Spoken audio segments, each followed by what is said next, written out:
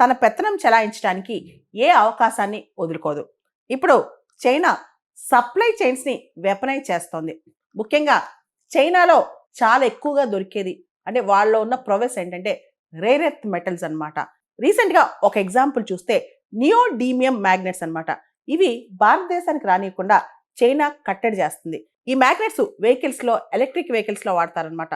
భారతదేశంలో ఇప్పుడు నియోడీమియం మ్యాగ్నెట్స్ అనేవి కేవలం 1 మంత్కి సరిపడే సప్లై మాత్రమే ఉందన్నమాట. ఆల్రెడీ మారుతి సుజుకి వాళ్ళు స్విఫ్ట్ కార్ల ప్రొడక్షన్ ఆపేశారు ఈ నియోడీమియం మ్యాగ్నెట్స్ లేకపోవడం వల్ల.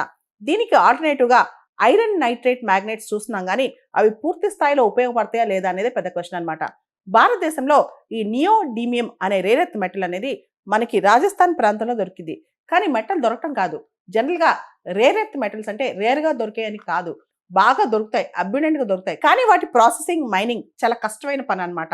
మనకు తెలుసు రేర్ ఎర్త్ మెటల్స్ అనేవి ఎలక్ట్రానిక్స్, ఆటోమొబైల్స్, మిలిటరీ ఎక్విప్మెంట్ ఇదే అదే అని కాదు, రకరకాల ప్రోడక్ట్స్లో వాడుతుంటారనమాట.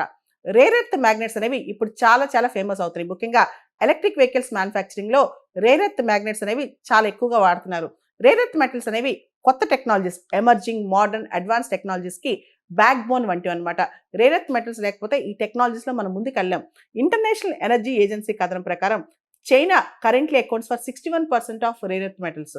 చైనాలోనే 61% ఉన్నాయి. అండ్ ప్రొడక్షన్ అయితే 92% చైనా నుంచే జరుగుతుందన్నమాట. చైనా 61% రేర్ ఎర్త్ మెటల్స్ ఉన్న ప్రొడక్షన్ మాత్రం 92%. అంటే China rare earth metals processing, production, output అనేది దానిలో ఆధిపత్యం సాధించిందని చెప్పుకోవచ్చు అనమాట.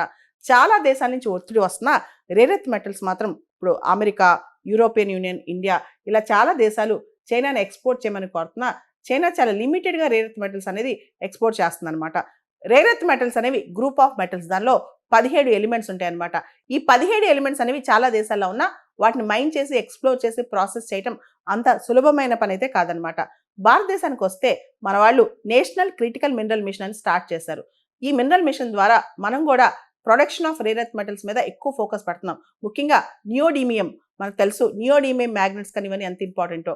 ఇండియా నియోడీమియం ఎక్స్ప్లోర్ చేసినా సరే వాటిని ప్రాసెస్ చేయడానికి, ఈ నియోడీమియం ఎలిమెంట్స్ని ప్రాసెస్ చేయడానికి జపాన్ పంపిస్తాం అనమాట. మన దగ్గర డొమెస్టిక్ ప్రాసెసింగ్ కేపబిలిటీ నియోడీమియంకి లేదనమాట. So rare earth metals explore చేయటం ఒక ఎత్తు అయితే వాటిని ప్రాసెసింగ్ చేయటం మరొక ఎత్తు అనమాట.